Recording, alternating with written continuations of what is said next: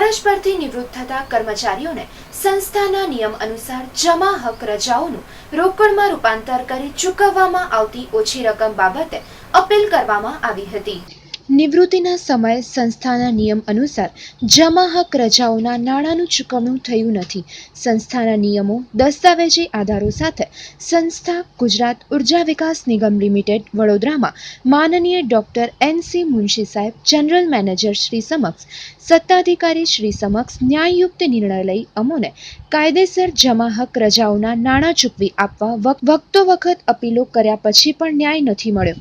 તેની મુખ્ય અપીલો અસરગ્રસ્ત નિવૃત્ત કર્મચારીઓની નોંધ સાથેનું લિસ્ટ નંબર 1 ગુજરાત સરકારશ્રીનો પરિપત્ર તારીખ 21/2/2000નો, જેમાં વરિષ્ઠ નાગરિકોને ખાસ સુવિધા સવલતો આપવા અંગે સૂચના, વરિષ્ઠ નાગરિકોના પ્રશ્નો તથા કામને અગ્રિમતા આપવામાં આવે ગુજરાત સરકારશ્રીનો પરિપત્ર તારીખ 13/8/2010નો, જેમાં લોક ફરિયાદના નિવારણ અરજદારોની અરજીના નિકાલ અંગે ગુજરાત ઉર્જા વિકાસ નિગમ લિમિટેડના લીવ ઇન્કમટેક્સ અંગેની GSO પરિપત્ર વગેરેની ઝેરોક્સ અપીલ સાથે સામેલ રાખી ન્યાયયુક્ત નિર્ણયથી દાદ મેળવવા અપીલ કરવામાં આવી હતી। આજે અમે કલેક્ટર સાહેબની સી સરકારને કલેક્ટર સાહેબ મારફત એક આવેદનપત્ર આપવાનું હતું।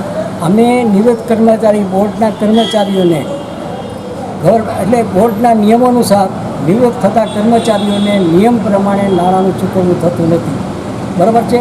એને માટે અમે આજ છેલ્લા 4-6 મહિનાથી હાયર ઓથોરિટી છે જનરલ મેનેજર HRDને વડોદરા આપણે રજૂઆત કરી છે, તો એને નથી એનો અમલ કર્યો કે નથી એનું પ્રત્યુત્તર થયું। તો અમારી જાણ પ્રમાણે સરકારમાં પણ એવા નિયમો છે, પરિપત્રો છે કે સિનિયર સિટીઝનની સુવિધાઓ માટે વિચારવું, એને પહેલો સાંભળવા એ પરિપત્ર પ્રમાણે પણ અમને બોલાવ્યા નથી અને સાંભળ્યા નથી।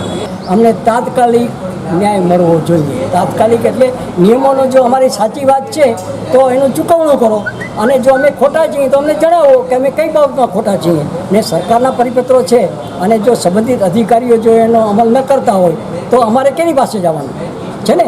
અમારી પાસે નામદાર અદાલતમાં જવાનો ટાઈમ નથી, ટૂંકીને ટચ વાત છે, બરાબર છે। નમસ્કાર।